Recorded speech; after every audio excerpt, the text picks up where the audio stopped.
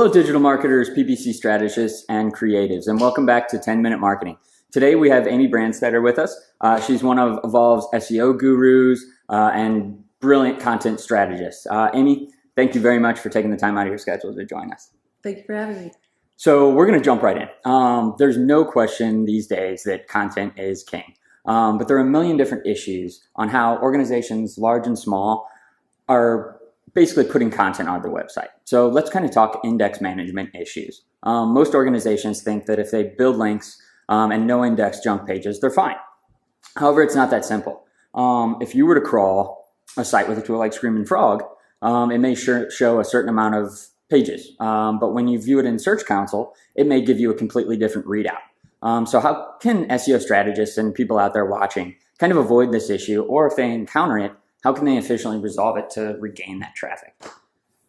Well, one of the things that I think is important to note is that the number of pages that you're going to find in a crawl will more than likely be all of your site's pages. And you don't always want all of your site's pages to be indexed.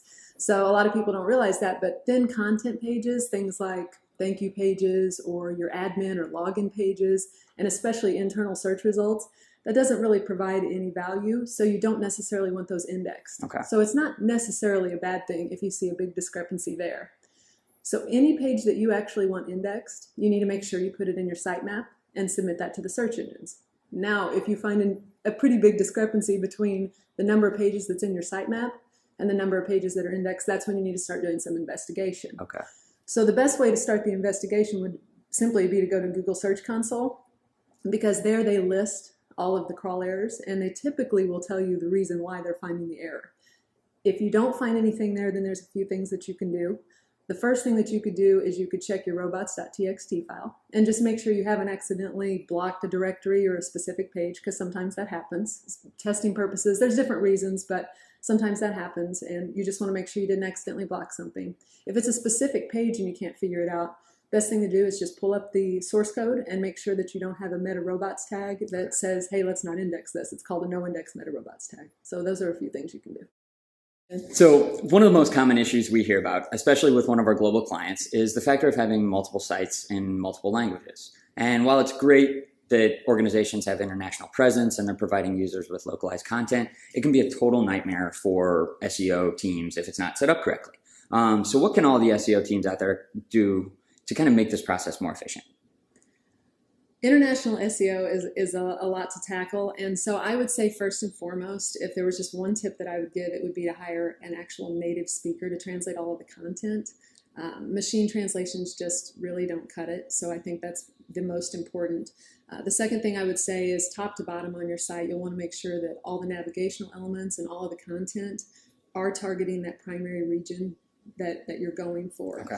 The next thing I would say is it's important to understand and to use hreflang tags. That's really important because that's an attribute that tells the search engines exactly what region and language that you're targeting. That's some awesome information. So again, we've kind of heard link building and titles and meta tags are some of the most talked about issues in SEO. But for some reason, they still remain just a constant and consistent nuisance for so many brands and organizations. So if you were to give another kind of these one tips regarding link building and improving website titles and meta tags, what would that be? That one's a tough one, but I would say that consistently make it great. You know, one of our mantras here at Evolve is to make it great, and I really think that is best for organic success.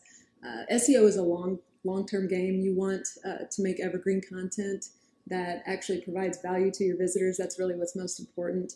And if you always make great content, then you're naturally going to acquire backlinks over time. And that's what the search engines want to see, are the natural links. And then with titles and metas, same thing. You know, just follow best practices. You want to make them relevant, obviously, to what's on your page. You want to use your focus keyword phrase at least once. Don't want to overdo it there. So just once again, make it natural. And yeah, just consistently make it great and follow best practices. So I'm going to throw in kind of a last minute random question. When you're talking about, you know, certain keyword phrases for those titles and meta descriptions, this is something kind of I've also struggled with, and trying to basically devise which pages you're going to use for those certain titles and meta descriptions. So I guess what would kind of be the focus or content hierarchy of figuring out what page is going to have that certain title or meta description to it? That can be really difficult to tackle. It depends on whether we're following our framework of jobs to be done and whether it's an outcome page or a solution page, which we might need to do another section on jobs to be done to explain that. One thing we like to do is use a striking distance report so we can see which pages are so close to having the rankings we want, and we can help them, give them a little bit of a lift. So we can see that, hey, this page ranks on the second page for this keyword phrase. It's got some amazing content. This is exactly what people would be looking for. They just can't find it. And so we'll use that information to say, hey, this is the keyword phrase I need to focus on for the title. Have to make sure I put this in meta description, and let's make sure it's sprinkled and variations of it throughout the content. Awesome.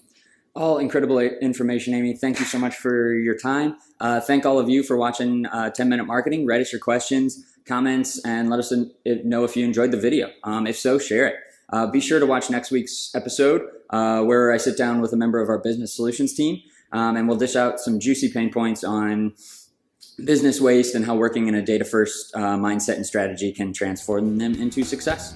Thank you.